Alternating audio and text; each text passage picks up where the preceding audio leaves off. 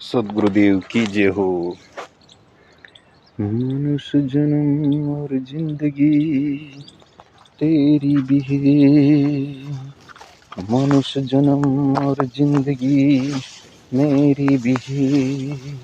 सुधार ना हो तो सुधार ले, मनुष्य जन्म जिंदगी तेरी भी है। परमात्मा यही बता रहे हैं कि बेटे इस जन्म में मैं अवतार लेके आ ही चुका हूँ, तो बेटे सुधारना हो तो सुधार ले।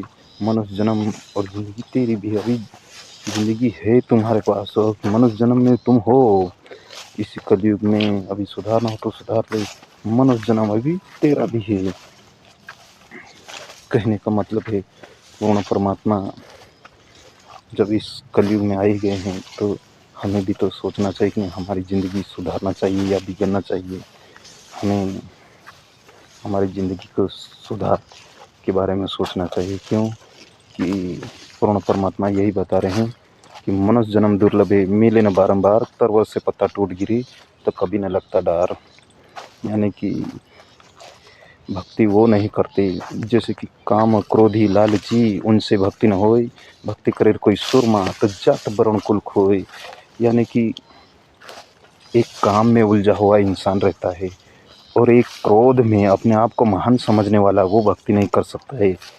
एक लालची इंसान भक्ति नहीं कर सकता है, यानी कि माया के लालच में पड़ जाता है, वही इंसान भक्ति नहीं कर सकता है। तो परमात्मा यही बता रहे हैं कि काम क्रोध ही लालची, उनसे भक्ति न होए। भक्ति करे कोई सुरमा तो जात वर्ण खुल खोई। यानी कि हमें भक्ति करके मोक्ष से प्राप्ति करवाना बहुत ज़रूरी है, क्योंकि यही एक समय है। अपन कलयुग में इंसान रूप में आए हैं और अपना जीवन अपना नहीं सुधार पाए हैं। अपन मनुष्य जीवन में है और अपना ही जीवन नहीं सुधार पाएंगे तो फिर मतलब क्या है। मनुष्य जन्म का मकसद ही नहीं रहा।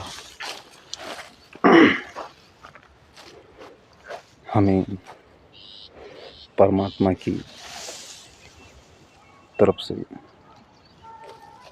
यानी कि परमात्मा जो भी वाणी बताते हैं वही बताते हैं, हमारी मनमानी नहीं बताते हैं। क्योंकि ये संसार सुधरे तो बहुत ही अच्छा रहेगा।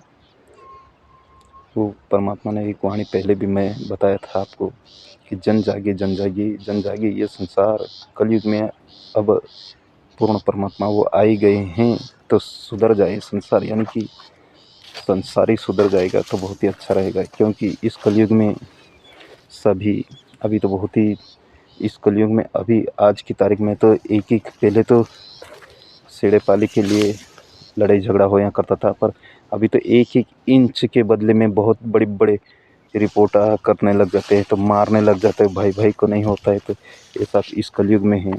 तो इस कलयुग में हमें परमात्मा की भक्ति करके मोक्ष से प्राप्ति करवा के यहाँ से निकलना होगा।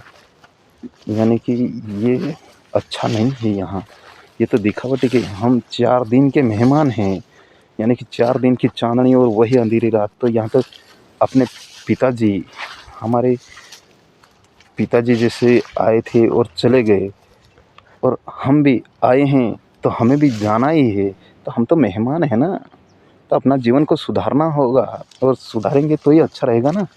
इसलिए परमात्मा कहते हैं कि बेटा तू भक्ति कर ले और मोक्ष से प्राप्ति पा ले।